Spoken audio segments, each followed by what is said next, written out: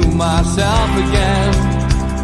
But it's the only way you're ever gonna learn. You look back and it's all in the past. I'm dwelling on the thoughts I cannot say to you. If I don't say the words, then maybe it's not true. And it feels alright when they come and say to you. Good afternoon, welcome to NUFC Matters with me, Steve Wraith. It is the professionals, joined by George, Mitch and Stu. Good afternoon, lads. Hello, everybody. Afternoon. Good to see you all. Good to see you. And Kenny, thank you for upgrading your membership. Always good to see people doing that, and never take that for granted either. If you want to become a member, click join below, and you can help support the NUFC Matters channel. Anyway, no football this weekend, but that didn't stop the Amigos being an absolute belter, and I'm sure this show will be the same. Tom Dixon got straight in about Scott McTominay. So I'm going to come to you, Stu. Well, I am, yeah. Scott McTominay. I mean, it's a name that's on everyone's lips, and people are saying that we've been linked with him. I haven't been too happy, with that link, because I think there's better players out there. But he notched, didn't he, at the international game yesterday? And like from my perspective, I just don't think he's an upgrade on what we've got. But would you take him to Newcastle? Says Tom. Well, he scored twice. What I reckon is with McTominay, I really can't see it. He's a decent player, and yes, he would add depth to our squad. But you have to take into consideration the amount of money that Man United would ask for, and I think those funds would be better utilised elsewhere. I just see us getting four. I think we'll get four good big players that will come in straight into the first team. That's my guess. I'm of the opinion that we'll break our transfer records this summer, and we'll also break our record for a transfer window. And I think if you look at McTominay, I don't think Man United would sell him for probably less than 40 million. And I think there's better value in the market out there than stuffing their coffers with money that they desperately need. You see it break the transfer record. Anybody in mind? Well, may as well get it over with, because I've been bombarded with information since Mitch dropped his bombshell on Friday. I was sitting in a restaurant in Dubai with Mitch, and I got a phone call, and I knew it was off, so I put it on speaker for Mitch to hear. And basically, Newcastle's been in touch with the representatives of Harry Kane, just sounding out there whether he would be interested in a move. Obviously, they're aware they'd have to pay a club record fee. The figure that was bandied around was 70 million, which I know some people straight away say is cheap for Harry Kane. But again, you've got to take into consideration the fact that he's 30. He's in the last year of his contract, and quite clearly Tottenham are going to have a new manager come the summer, so they'll want their own players in and have their own money to spend. And that's one way of generating it. It'd be like sweeping a new brush, isn't it? Sweep with a new brush. So I think if we were to get him, it's fanciful, but it shows the sort of market that Newcastle are playing in, or where they intend to go, that they want to be at the big boys table. And it also indicates to me that they're definitely confident that there's going to be enough sponsorship to get around any financial fair play ruling. So you say the Champions League would have to be a must, and also for Tottenham not to be in it, because that might persuade them to stay. Why would you go one from the other? But they have spoken with the representatives and mentioned other players that they were interested in. So it's not just a case of we'll sign you and that's it. That's all business done. By all accounts, it was a very strong proposal that they put forward. So we'll soon find out where anything comes of that. But it's in our hands to finish in the Champions League and ensure that Tottenham don't. So whether he fancies a move north, whether he wants to become part of our project, I don't know, but they've definitely inquired. So I'm not saying he's in, I'm just saying that they've made contact. Interesting that, Mitch. I mean, you were privy to that call, as Stu's just related to, but yeah, Harry Kane. I mean, that's a big deal if Newcastle can pull it off, isn't it? And again, I knew who was calling, and I knew where the information was coming from, and that was why I was quite happy to listen to it. And to be fair, nearly choked on me bloody calzone at one point. It was quite fascinating to hear the positivity more than anything else. And that if this is the way they're looking to go forward over the summer, then I'm all for it. And I think that means that would suggest to me plans may be brought forward if we do qualify for the Champions League. That okay, we're ahead of the curve. Let's bring it all forward. You know, it's a fascinating way of thinking. With the McTominay links, this part of me isn't excited about it, and this part of me says, okay, if that's really who Eddie Howe wants, let's trust him. But I don't want to be shoving 40, 50 million into Man United's coffers, particularly with the situation they have at the minute, which, you know, I had that long ramble about on Friday. I'm still not convinced it's going anywhere quickly at all.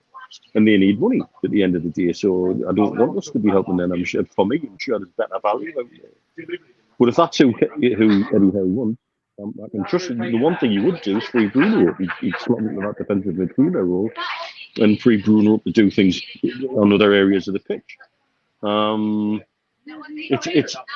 It's a difficult situation for me because, like I say, I want to trust the people who are signing the players. I've got no reason to get upset about it. The other thing you've got to look at it as well is he an upgrade? Well, he's a central midfielder from one of the top 6 clubs in the Premier League, and we don't sign many of them. So can we really be as can we, are we really in a position to say, well, I want to sign that player? Good luck him. You know, I think is he an upgrade on what we've got? Yes, in some respects, in certain specific positions in Wales. The sound's gone a bit, Mitch. The sound's gone a bit. Okay, hang on. Okay, George, whilst Mitch is sorting his sound out, we'll come back to him. Just Scott McTominay first. Not for me. If Scott McTominay was the sort of player that would walk into our team, why doesn't he walk into the Manchester United team? You know, there's lots of names go on the Manchester United team sheet before Scott McTominay. He comes on as a impact substitute most of the time, and well, can't we do better? Would be my attitude, and I agree with Neil and Stu. Why do we want to give the sort of money Manchester United? Because if they know it's us, so there'll be a huge premium on them. Yeah. Look what they tried to do to us with Lingard and all the others, you know, that we've talked about. And so no, I wouldn't even begin to think about Scott McTominay for Newcastle United. As to the other thing, I'm just cheering to the roof rafters the fact that we're even linked with a name like Harry Kane. I mean, you know, just over 12 months ago, I was sitting here biting me nails thinking we might be in the bloody Championship, and here we are now talking about Champions League and being linked with people like Harry Kane. No, fantastic. I mean, it all has to be positive, but where we started, Scott McTominay, no, I wouldn't be looking at that direction at all. And Harry Kane?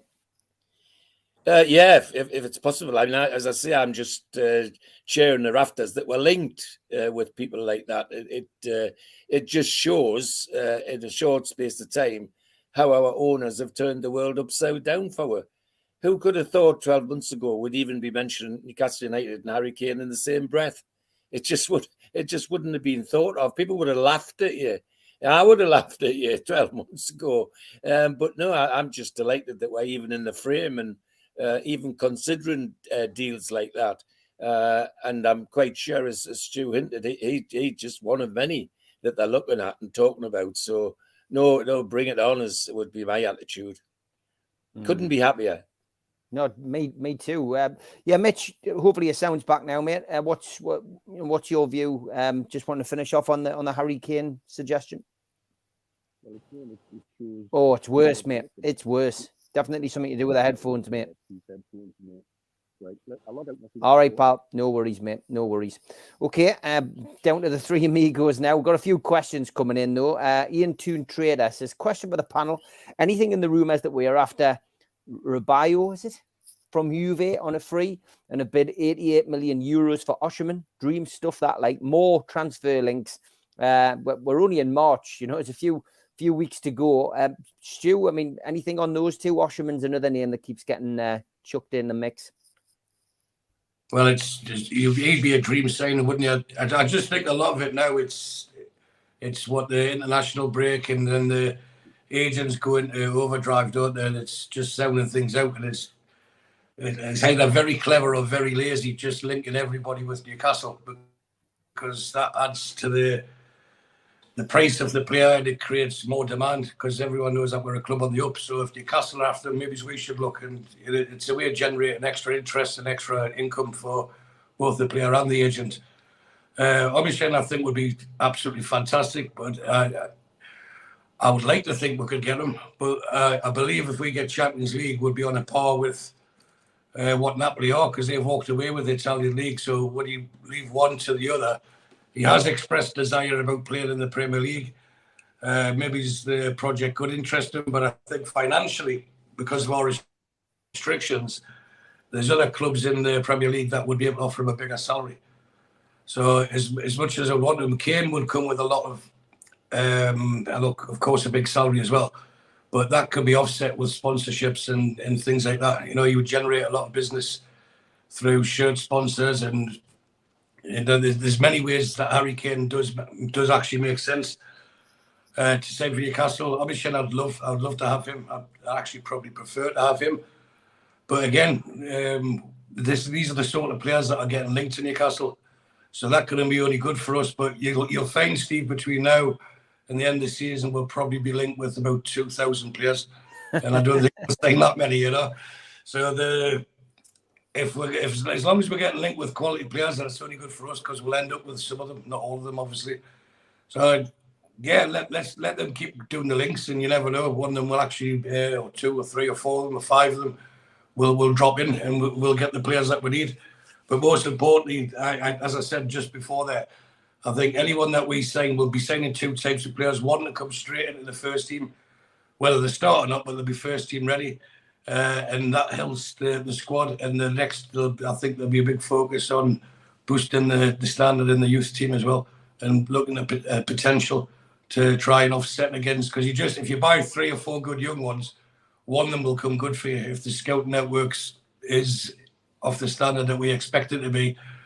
And I think Dan Ashworth's proven himself over the years that he's got an eye for a good young talent. So with that, if you buy 3 or 4 young'uns and one of them becomes a superstar, that'll save us 60, 70, 80 million in the future, you know. So I don't think we can't even grumble. We can sit and speculate about it, but isn't it much nicer not trying to see if we can barter for loan players for the last part of the season and arguing about the salaries and stuff, and we're now getting linked with some of the most sought after talent on the planet. That's is what George just said. For the last one, our world's been turned upside down for the better for supporting Newcastle United. What about Osham, George, to another big name striker? All the names you've mentioned would be fantastic for Newcastle United. I just go back to where I'm with the Kane thing. Isn't it great just to be mentioned with those people? And yes, it may be agents fishing as much for themselves as the players, or journalists being very lazy and just hooking everything onto Newcastle United. But if we're in the top echelons of football in Europe, that's going to happen, isn't it? If it didn't, I'd be disappointed, to be honest. You know, I'm just delighted that they're finding their way to Newcastle United instead of being ignored and poo-pooed that we're not capable of attracting people like this. So the people you mentioned would be absolutely fantastic for us, and I know Tyneside would love them. So yeah, great. But how much of it's real and how much of it's agents fishing and journalists being lazy, your guess is as good as mine. But I couldn't be happier that people like that are being mentioned with Newcastle United. Hopefully we've got you back now, Mitch. We've moved on from Shearer to Kane to Osham now. I mean, another big name linked that people are asking about in the chat. We're going to be linked with so many names, mate, and it's nice to be linked with the right kind of names.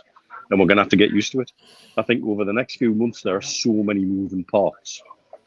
We're not going to have a time with Chelsea and Disarray like this again. Tottenham are all over the place behind the scenes. Liverpool aren't as slick as they usually should be. We've got this sale business with Man United, which I'm still not very convinced about in the long run for in terms of getting the Glazers out. I think it's going to change how the Glazers operate, but I don't think it's going to get them out. And so I think that brings lots of different variables to the table. And we're going to be an easy, lazy chuck away for an agent and potentially a foreign journalist. The way we were under Keegan when we were flying high as the entertainers, it was an easy, lazy thing to say, the Newcastle interested in that. And this is that on steroids in a way, because of the Novo. If we get Champions League qualification and they can ramp up the sponsorship side of things and get the commercial income right, we are going to be in a position to spend in a way like perhaps we can unleash the coffers a little bit more because of those situations. But there's lots of ifs and buts and maybes and possibilities and other things that are dependent on other things at the minute. And so at the moment, it's a waiting game, I think, for everybody, agents, players and clubs. Definitely a waiting game, and one which, as I say, will develop over the course of the next few months. John Askew says, why was George apologising about the 73-74 show? There was no need. It was quality, George. Well, just me, my aim for perfection, if you like, is just to be sure I haven't had a spell off and trying to do it with these blessed eyes of mine. I enjoyed every minute of it. I'm not going to deny that. But I just want the product to be good. It's as you know, Steve, I always check up with you as how things are going and how things have gone. So I wasn't apologising in a negative sense. I was just wanting people to get used to the notion that while I'm in the situation with my eyes, they're going to have to get used to this going in front of their screen occasionally.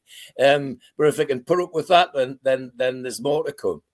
Good stuff. Yeah, we're going to pre-record one later this week. John Askew says the club have recently been recruiting for worldwide scouts, but ads have apparently been removed. Does this mean we're sorted? And if so, how significant is this? Is it vital to compete with the six? Stu, what's your thoughts on that one? Worldwide scouts. I've got to be honest, I don't keep an eye on the job application forms at Newcastle United, the adverts, but are they any closer to making those appointments? I think they've already got a network in place. You can see they've been doing a lot. Well, Cool's an example for Australia. There's obviously a lot of interest in the South American market, and there's been a lot of games watched in France, Belgium, Holland, Italy, etc. So they might be looking to add to the scout network they've got already. But again, like anything this club does, they'll get the right people to do it. They won't just sign someone for the sake of signing them. They'll make sure that they'll check to make sure it is the right person. So things like that, I think it just goes in hand with the growth of the club.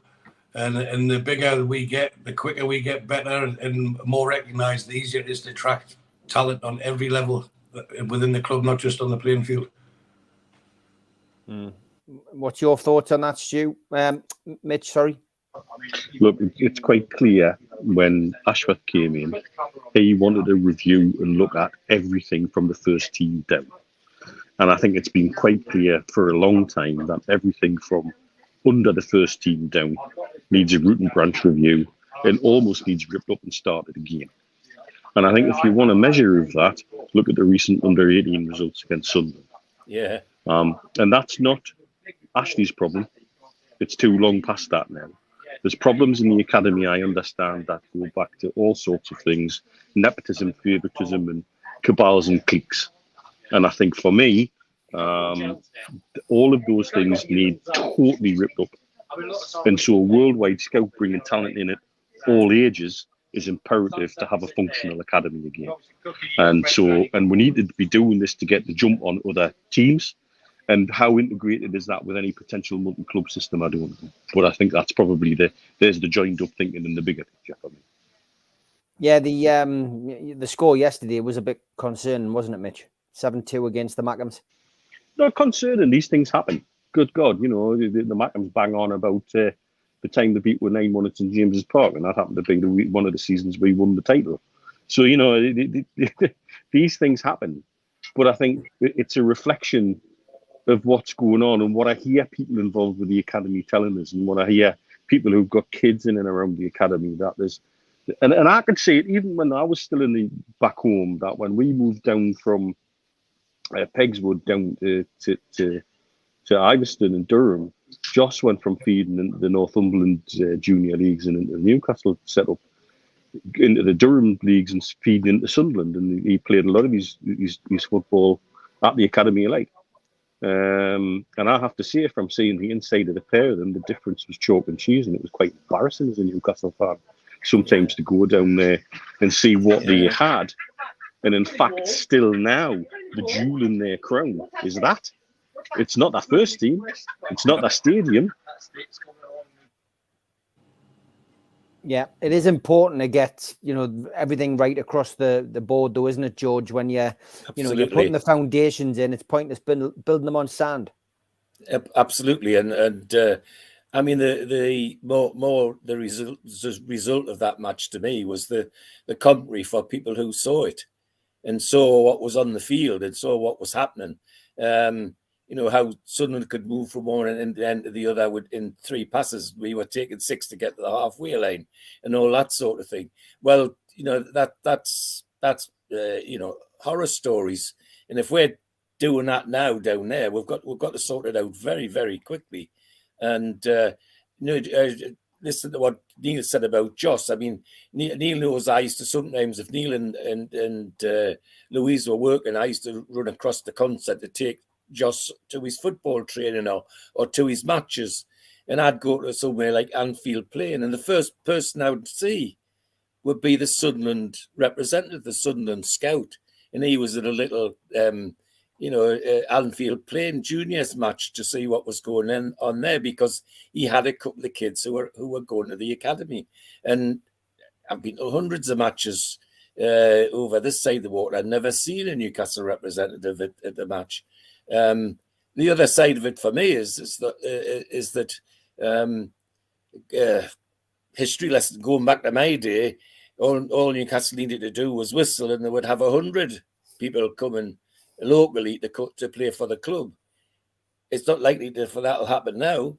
My school at Burnside bred dozens of Premier League players, notable players: Alan Thompson, Steve Watson, Anthony Lormer, Tony Seeley, Michael Carrick and his brother. They all came out of my school.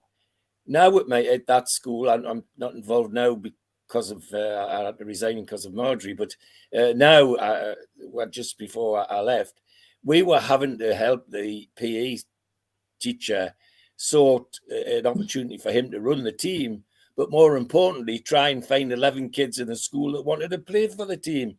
I mean, that's where we're at now, and because that if they've got any ambition at the PS in the Wallsend area, they just go to the Wallsend Boys Club. They don't think about their schools anymore.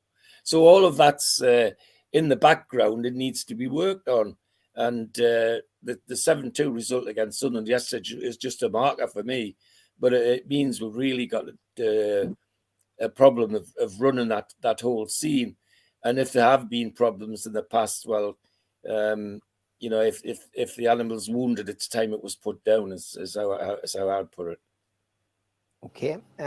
Question here from Kenny. He says, do you think the EPL try to restrict or challenge our sponsorship deal valuations, and will they put longer time frames on decisions to hamper our growth, Stu?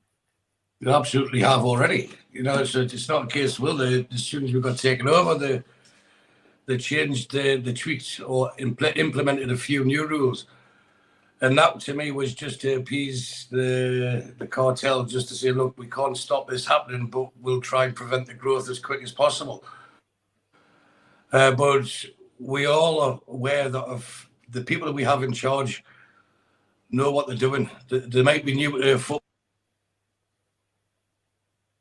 but they're not new to business. They're not new to succeeding. And that's the important part. And they have the willingness and desire to succeed. But if, and I say if, but I'd like to say when we qualify for Champions League football this season, it changes the game. It's a proper game changer, for want of a better phrase, where we can then start justifying bigger sponsorships. If they're getting that, why can't we have this? They don't have the eyes of the Middle East region on them. And even if you look at Manchester City, that's how they got past some of their sponsorships. Saudi is a lot bigger. Saudi's a lot bigger than what Abu Dhabi is, and financially and people-wise, population-wise. So we can justify a bigger sponsorship. Maybe not just yet because we haven't had the success they've had over a while, but we can certainly justify doubling, trebling, quadrupling some of the sponsorship deals we've got and add new ones. You know, that we can talk about Mike Ashley and say what a bad job he's done, but in a way, it could be a blessing in disguise. We're hampered by some things like the Castori deal, but in other ways, there's so much untapped market there for us to go at. And it's probably right to go at it at the end of the season when we are in what should hopefully be a much bigger position of strength, which, again, I keep using the word justify, but that's what the sponsorship will be. And I'm sure most of them, or at least some of them, would have been agreed already, but there'll be caveats put in. If we finish in that competition, this is what you're paying. And it'll be a rolling contract where if we do qualify, let's say we miss out this season on the Champions League, but we do next season, that would incur a bonus for us as a club. And again, we will grow, but we'll do it within the rules. And once we're at that top table, will be very hard to shift off it. And we've shown how quickly we have grown, and I'm sure it's frightened the life out of just about every other board of directors up and down the land. But that's their tough luck. They should be focused on what they're doing, not looking at what we're doing. And that's what's causing a problem with some of them. And then look at Klopp, all for the first half of the season, he was just bagging his big gums about Newcastle United. He's stopped now, and his team's starting to pick up, albeit one disastrous result in between, but the sure improvement. And you've got to focus on what you're doing in front of you rather than pointing the finger to distract what you're doing. Look, let's see what these are doing. And they've all had a go at it. Yet the ones who are doing it are always struggling, and most of them have spent more money than us. So God knows what they're going to be like when we do stop breaking transfer records and transfer windows and starting competing with them. Because that's coming this summer. We will be competing with the best players, for the best players. And I'd like to think we'd get everyone that we wanted to get, but we would. But that's in time we will. You know, in time we will be the main attraction where players will want to come to us and we'll be able to pay the wages that they're asking for. We'll just have to be patient, Steve. It's coming, and it'll come as fast as they can possibly make it happen. Itch, that question from Kenny was a good one. Do you think the EPL are trying to restrict us? No. I don't think they dare, and I don't think they can. You will not find any questions about whether any of our partners of one form or another are actually real and exist, the way a certain club has had questions asked of them. You'll not find any emails being sent from chief executives telling people at different places to make payments and make money here and money there. It'll all be done through the front door, and it'll all be done legally, and it'll all be done above board, and it'll all be done at amounts that the EPL can't question. And that's why they talk about organic growth. That's why they talk about doing it in a very specific way. However, additional income from Europe changes the game. Additional exposure in Europe changes the game. Additional exposure by being in the Champions League changes the ability to go into untapped markets and turn around and say, well, because we've qualified for the Champions League, here's an untapped market that we haven't had access to in the future, and they now want you to come on board as our Champions League partner, etc. There's loads of ways it can be done, and there's loads of ways it can be done legally, and we've said that all along. The Saudis won't come creeping through the back door. They'll come through the front door, shake everybody's hand, and do it properly. And there'll be no way, we know we're going to be put under a microscope. I'm still don't wonder if the way Riyadh Air was going to be RIA, and then that was all dismantled, and the CEO had resigned, and then there's now Riyadh Air has been resurrected with the same CEO in place, whether there's been a shuttling of the way the business deal works to make sure it will be compliant with sponsorship for us, for example, so that the EPL can't ask certain questions because the questions are answered right in front of them. And I think that's the way you'll find deals are done.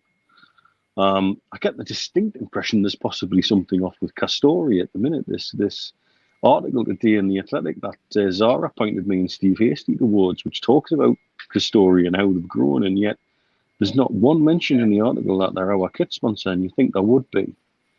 And a lot of these new limited edition things that seem to be thrown out left, right, and centre this season. One of them, I'm convinced, is the drones I was shown that was due to have Aston Martin on it for the training kit. Yeah. So I'm wondering whether they've found a way to change that deal. After all, and Castoria saying, "Well, look, we've got all these things in the pipeline. Can we just release them?" I don't know. That's my speculation. But there's something going on, I think. Either way, these are the kind of things that need to be addressed, but they'll all be addressed up front and legally with the EPL and not through the back door and not with sneaky little emails from chief executives the way Man City seem to have done things in the past. Donnelly tried to do it either. There'll be proper people who are capable of doing it. Yeah, very true. Yeah, George, it's exciting times though, isn't it, for us? We're just, I guess we're all just waiting. Very, but I'm comforted by the fact that the attempts that EPL have done to try and get the ability to okay our sponsorships and all that has already failed as far as I'm concerned. And I can't wait for the day that the EPL make a mistake with that and go too far. And somebody at St James's Park says, "Oops, that's against competition. Let's go to court, lads." And see how they run away then. You know, I mean, it's a minefield for them, as much for them as it is for us, because they've got the top six fighting at one side. The last thing they need is us snapping at the heels at the other side with lawyers that could change the world. The sort of lawyers these people have got access to. So I'm quite comfortable about that, and I think the lads are right. It'll take a little bit of time because they want to do it properly and want to do it through the front door, not through the back door. And they want to do it with a club, unlike all the other big six, is not saddled with debt. All of the others have got mountains of debt saddled around them. And as I've said to you lads more than once before, sooner or later, that one of them, the wheels will come off and somebody will go crashing down, which would be quite sad for the fans, but not for the people that's done it, because they've just been propping the place up for their own good, as far as I'm concerned. But that's the other advantage we have, and the lads mentioned Ashley. Well, again, not an Ashley fan in any sense of the word, but the one thing he did do is pass on a club that wasn't hanging itself in debt. The books were quite clean compared to all the other clubs. So no, I don't think the Premier League can do any more than what they've tried to do to limit what we are doing. And as long as we do it through the front doors, the lads have said, I don't think they can. And if they do, they just would reap a harvest they don't expect. So, George, Blue Rhythm Boy asks the thoughts from the panel on the leaked green kit that's been doing the rounds. Will Fun 88 be replaced, which has also been rumoured? That's the leaked kit from Castoria. Looks fairly genuine, to be fair. Looks as if it's another possible strip. Castoria seem to release something every week as far as the Newcastle United brand's concerned. But what's your thoughts on that one, George? I mean, it's a top for me, but green was always for goalkeepers. Well, yes, but if that's going to be one of ours, then fairly shortly, when you tune into me here at 52, you'll see me sitting in a green shirt, won't you? I mean, it's great as far as I'm concerned. That's even more speculation, but good speculation for me. That if people are so interested, they want to make up strips and all that sort of thing to get Newcastle's name on them. Well, great, and my reaction to the white one with the green, the Saudi copy strip that caused such a furore when it first came out. My reaction to that was just to go out and buy one. Never bought a strip for bloody years, but I went out and bought that one, and I would go out and buy that one just to annoy people, So it's another speculation. Well, good. It's Newcastle's in the news when somebody are doing that, and that's what we want. We want Newcastle in the news. Mitch, you're a connoisseur of tops on this show. Would you buy that one? Look, we talked about this, 2.5 years ago when we first started talking Saudi takeovers. An inevitable no-brainer was to make one of the shirts either the away or the third shirt, a combination of green and white, some form or another, going forward. That's taken out the sports washing. That's just taken in the ability to sell to a market which has got lots of young people in it who would be interested to wear their country's colours with our club badge on it because of the relationship between the two. That was always going to happen. If this is real, it wouldn't surprise us. If this is an indication that we're stuck with Castorian for 88 for another year, then so be it. If there's not another way out of the contract, then I'd be interested to see if there's as much reaction to that as the other one. My gut feeling at the minute is, I bet there's not. I get the distinct impression things are cooling down in that side of things because the reaction to the Qatar bid from Man U has been not without criticism, but it's certainly been tame compared to the shite we were put through for months. And so I think this one would be released and go under the radar and people would just totally shrug their shoulders.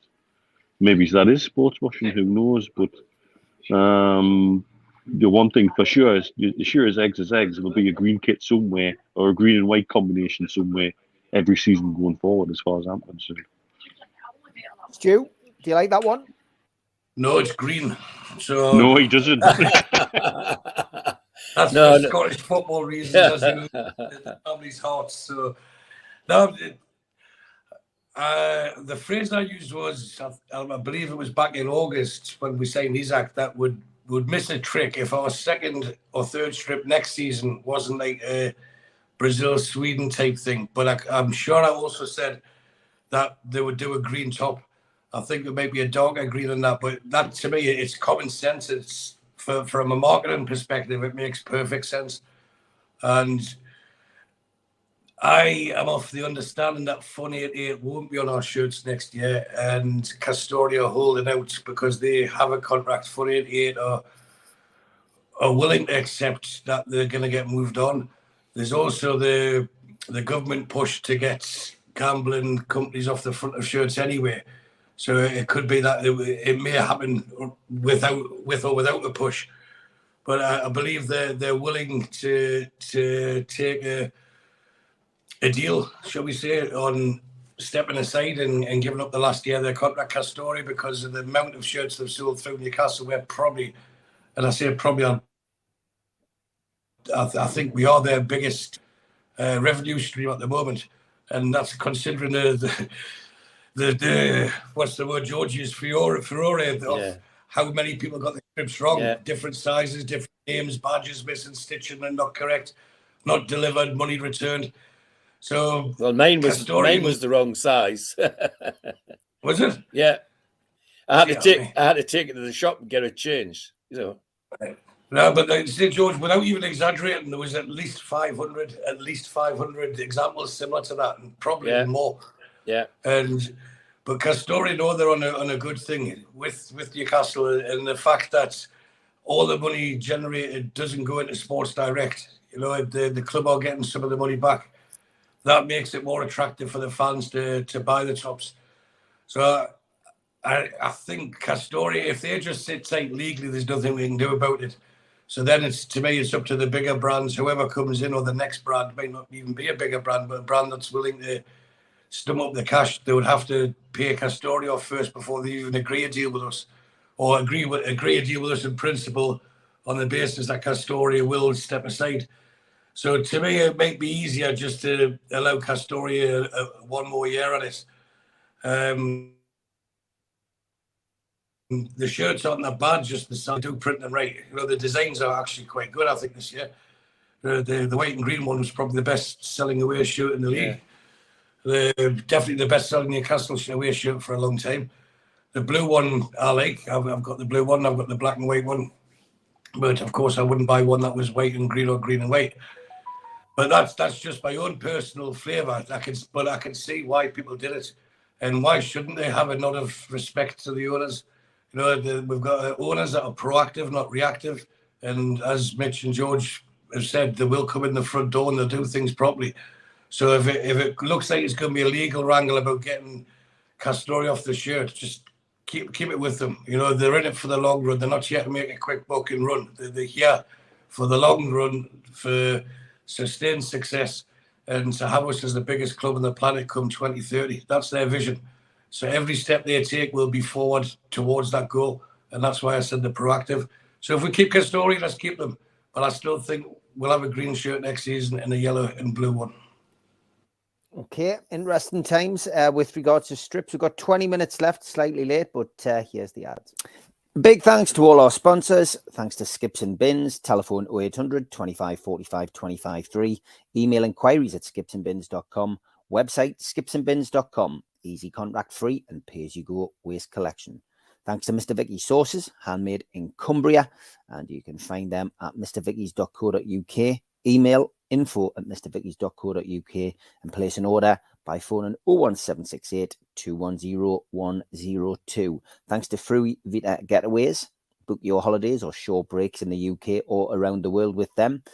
Let them find your happy place. Abta and Atol registered. You can contact them by emailing fruivitagetaways@gmail.com. Call or text 0792 842 7895 and join their Facebook group at Frui Vita Getaways. Thanks to Media Arts for all the technical help and videos that they do. And thanks to qtechshop.co.uk, the makers of pool tables and snooker tables in Wallsend, Newcastle. If you want to join the channel, click join and you can see the various rates that you can pay to help support us. If you want to join by subscribing, hit the subscribe button. That is free. Hit the thumb up under the video to help the algorithm and click share to other social media platforms. If you do subscribe, we do give you a free car sticker. Just email John at nufcmatters.com and he will post you one out. If you want to join the cult, which is a one-off payment of £25, where you get a scarf, a pen, a cup, and entry into the monthly draw, then go to nufcmatters.com and look for the cult membership or put your phone over this smart code and it will take you straight there. We are available as well as a podcast on iTunes, Spotify, Podbean, and the rest. And we do support the food bank on this channel. So if you want to make a virtual donation from anywhere in the world, go to nufcfansfoodbank.co.uk and put your money into the match day bucket. We've got some events coming up. First off in April the 3rd, 4th, 5th, 6th and 11th. Peter Beardsley Soccer School is back for ages 6 to 16 years. Go to peterbeardsley.soccerschool.com for more information. An evening with John Anderson at the Time House Surf Cafe, Tuesday the 18th of April. Book your tickets direct from the venue. An evening with Frank Clark and John Gibson 2 nights later. Thursday the 20th of April at the Irish Centre. Tickets from nufcmatters.com. An evening with Nobby Solano at Laurels in Whitley Bay is May the 11th.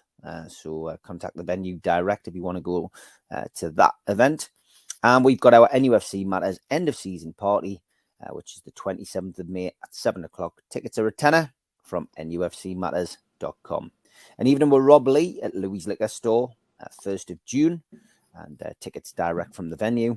And an evening with Rob Lee, Lee Clark and John Beresford, Friday the 2nd of June at the Grand Hotel Gosforth, which is in aid of the Healing Tour charity. And you can get your tickets direct from them at the healingtour.org.uk website. Just click events.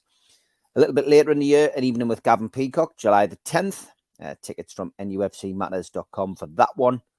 And if you like your boxing, a night of champions featuring Frank Bruno, Ricky Hatton, Nigel Benn and Joe Calzaghe. Tickets for that one from goldstarpromotions.com. Yes, Mitch, bit of flatulence there. I thought I was going to get the blame, and it was definitely him. I saw him. That's exactly what I was trying to do, my friend. Get me blamed. I've waited weeks to catch him out. I've waited weeks. I just sat quiet, saying note. Yeah, exactly. Well done, George. Nice of all the comments that have been coming in about George's show yesterday, and just want to say thanks to everybody for such the kind words. And we've already spoke about it at the start, but fantastic. Let's talk about Everton and against you coming in. What happened to Everton? Will they get a points deduction or a heavy fine? Do you think? I mean, obviously it's in the news for all the wrong reasons again, Everton.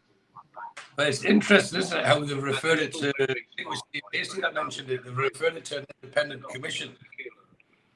And if that doesn't smell of passing the buck, we talk about smells after what Mitch has just done, but after it's like passing the buck, well, whatever the decision is, look, it wasn't us. We're the Premier League, you don't sue us. They're the Premier League, they make the rules, they should quite just don't do it. But the issue is they take too long in doing it. Look at Manchester City is talking about things from 6 to 7 years ago. It's not something that's happening this season.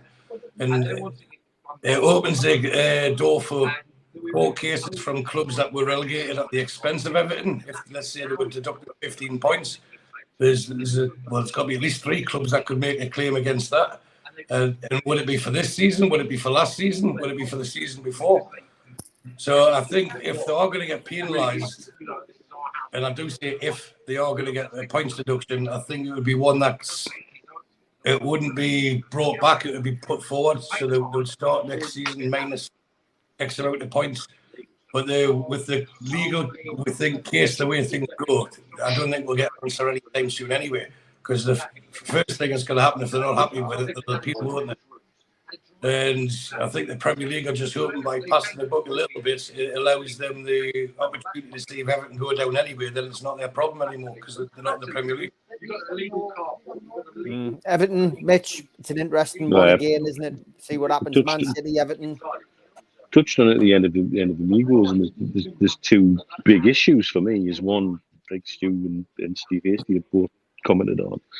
Are the Premier League saying they're unable to govern by their own rules? And therefore shows a very strange position for them at the moment.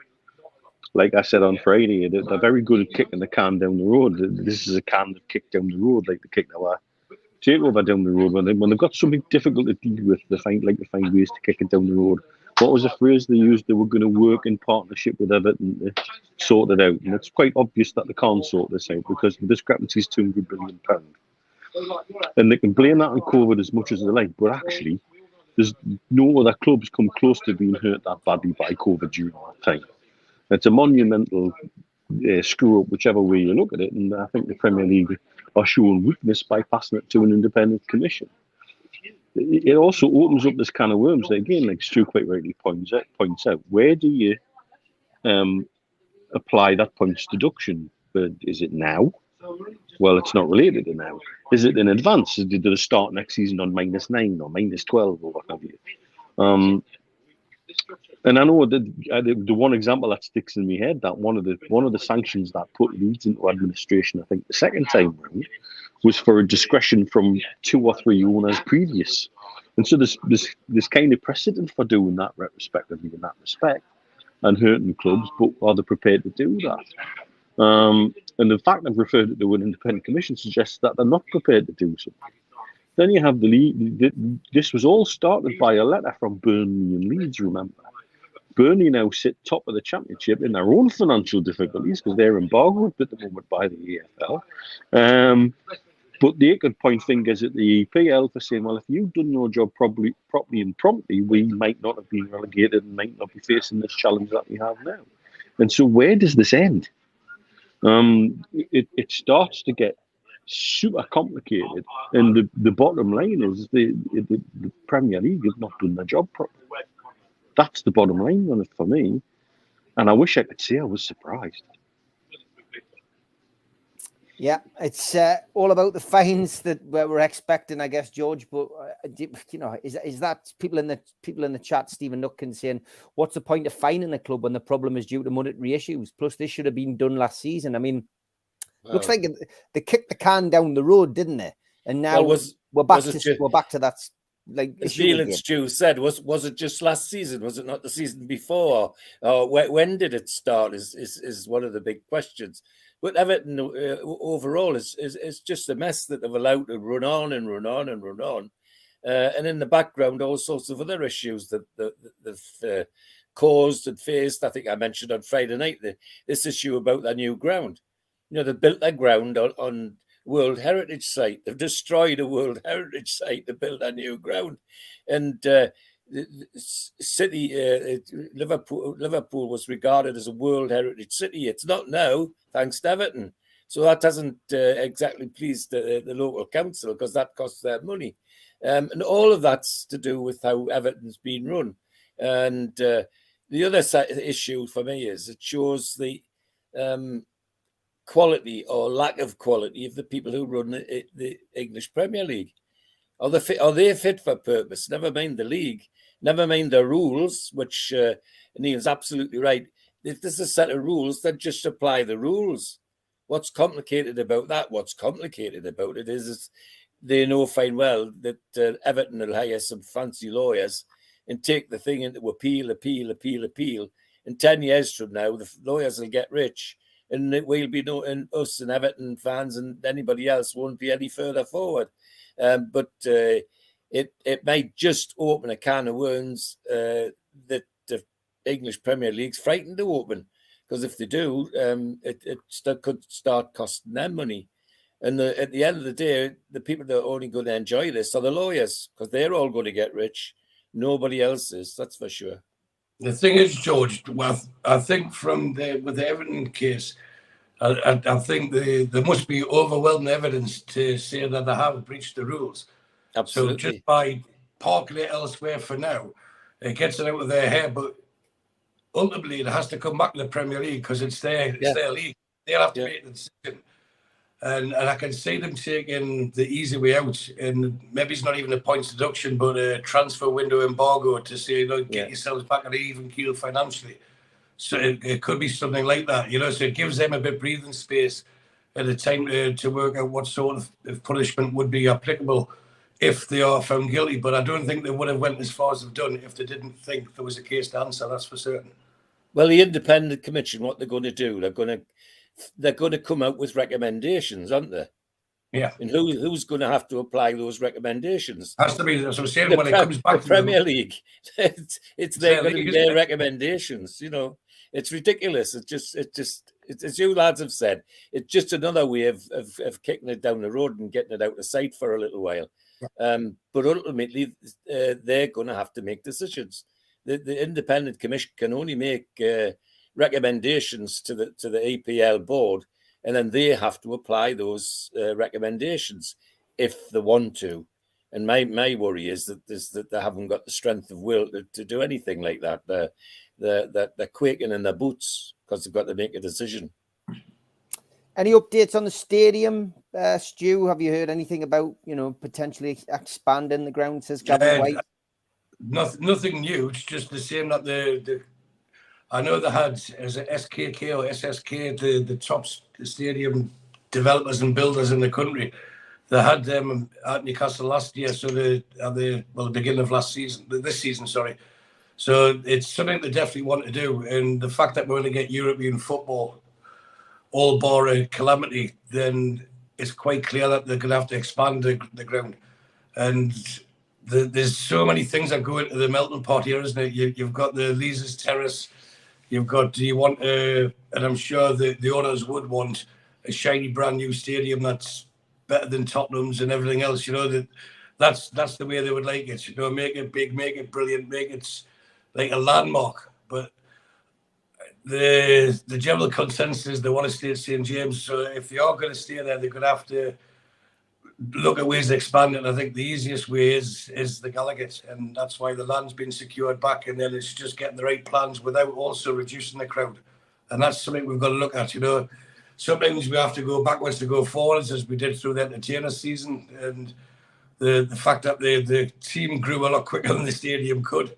And what we have to be careful of saying, right, we're going to give you a 70,000 seater stadium, but for the next 2 years or 2 seasons, you're going to have a reduced capacity, because then that opens more.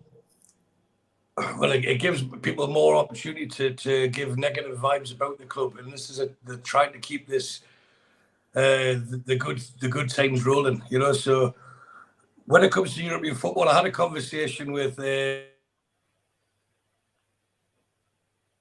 Eid last week, Conference League, because he was quite excited about going to visit places like Tallinn and Riga and places like that. And I says, no, I want to be going to Barcelona again. I want to be going to Milan. And that's where Newcastle need to be. If we're going to be able to grow and attract the players and get the commercial side of it right, we need to be in with the big boys and go there. And if you go to somewhere like Riga, you might get like 1,000 tickets. And imagine the scramble for that. You seen what it was like for the cup final. But if you go to Milan, I think it was 12,000 we took there last time, wasn't it? Yeah. And very rarely do Barcelona sell out their home games, apart from the last stages of the tournaments, if we get a draw like that. And Barcelona's a fantastic city. You can go there without it sickle and still enjoy yourself.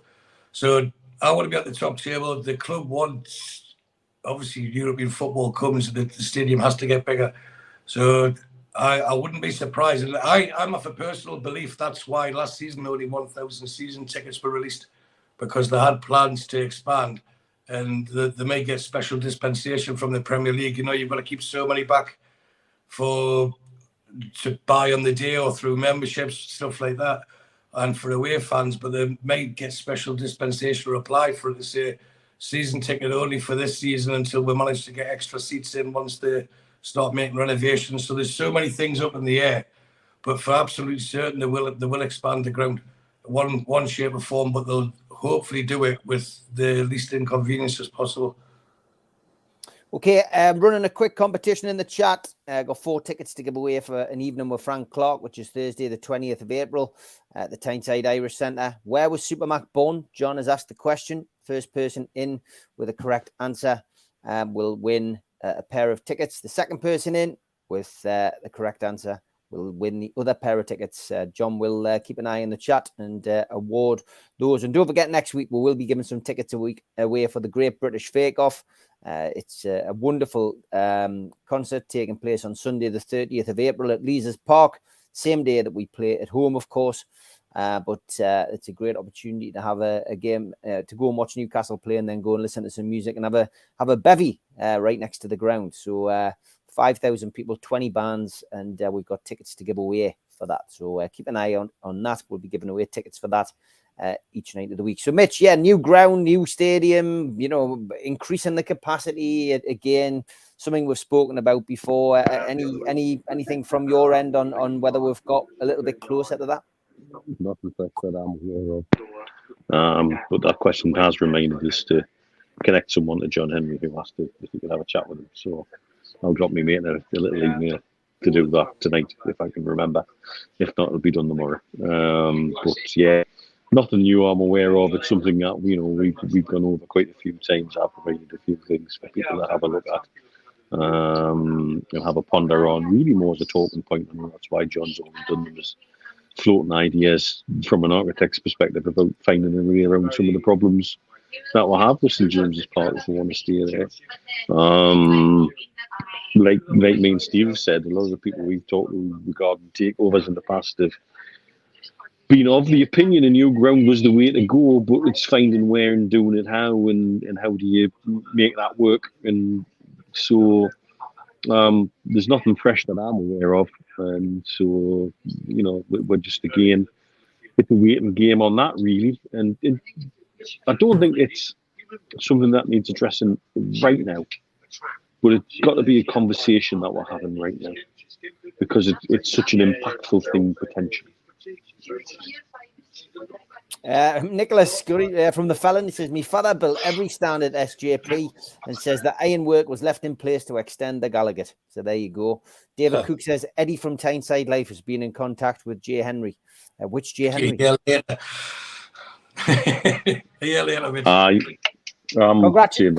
Congratulations to David Cook and Tom Dixon. Please email John at NUFC Matters to claim your tickets. So that will be good. Bill Burnett going on about Everton again says if a person's found guilty of a crime, they get a jail sentence from the point at which the judgment is given. George, you know all about that. Yeah, just a bit. Yeah, sentencing people, that is, not being convicted before anybody points anything. That's absolutely right. But once you get into the commercial world, all the laws become murky, don't they? They find reasons not to do things rather than to do things, which in the criminal court you don't have that. You don't have that largesse. You don't have that excuse. You've got to do it now and get on with it, and so has everybody else. As to the new ground, well, it couldn't be a better time. One of the problems we've had in the past, and we go right back to the World Cup and the issues we had with the council that stopped we're getting the World Cup.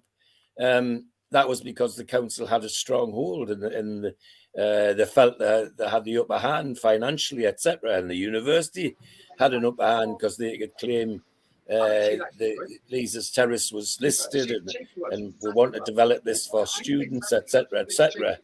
That's not the case today. council desperate for money, universities desperate for money. And my understanding is that there's already been tentative conversations between senior members of the university management and Newcastle United about what I don't know. It might just be about parking, because we use the multi-story car parks during the week for university staff. But no, I suspect it's for something more than that. So both the university and the council, if there's money in it, they'll listen. And that's got to be in the club's favour. And also the ability of the owners to call on lawyers and people that have overcome all sorts of difficulties, which could make listed buildings look like something ordinary. In fact, the listed building issue could be solved by the council, because they decide what's listed and they can take it away as easy as to put it on. It isn't just the university. It's a good time to be thinking about it, and it's a good time because we don't have to do it tomorrow. But at least they've got time to put plans in place and think about it seriously. And I think they'd find the other two parties quite receptive at the moment, because everybody's strapped for cash, absolutely to the bare bones.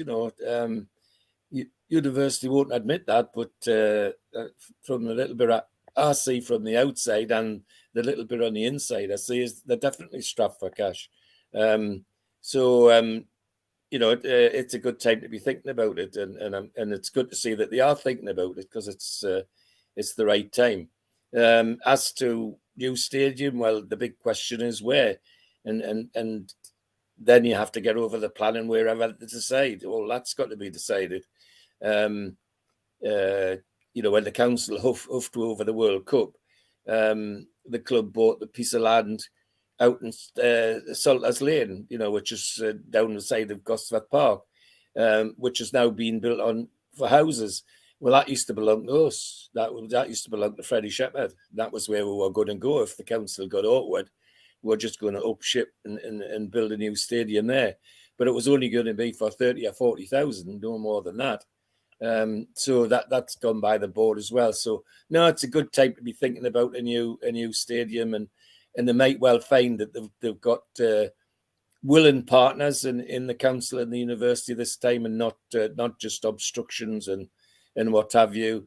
And I don't know how true it is, but someone did whisper to my ear that our owners, or PIF it is, isn't it? Have actually suggested that if Leazes Terrace is the problem to expansion, then why don't we just move it up into Leazes Park 100 yards, knock it down and build it again, rebuild it brick by brick? And that's not impossible. It would be expensive, but they've got the money to do anything, haven't they?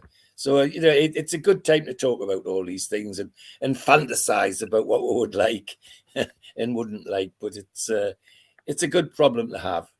Good problem to have. Certainly is. That hour has flown over as usual. See, no game, still plenty to talk about on NUFC matters. Don't forget, this Bruno shirt, signed Bruno shirt, is up for grabs. Website address is footballprizes.co.uk. If you just look down on the competitions, you'll find the Bruno shirt. You can click the link if you're in the chat. It ends Thursday, but believe you me, these tickets do tend to close off. This is one of our new sponsors who's back on board again, Football Prizes. So bid for that shirt and you could be a lucky winner. I am back together with George and a few different fans from around the world on the fans forum tomorrow. So I look forward to seeing you tomorrow, George. Yes, I'll be there. Good stuff. And lads, look forward to catching up with you on Wednesday. Good to see you, lads. Good to see you. Take care, everyone. Enjoy your party, Mitch. Maybe you go and make a deposit. Go to the little boys' room before you tip into the buffet, lad. See you later. Take care. Take care, lads. Yes.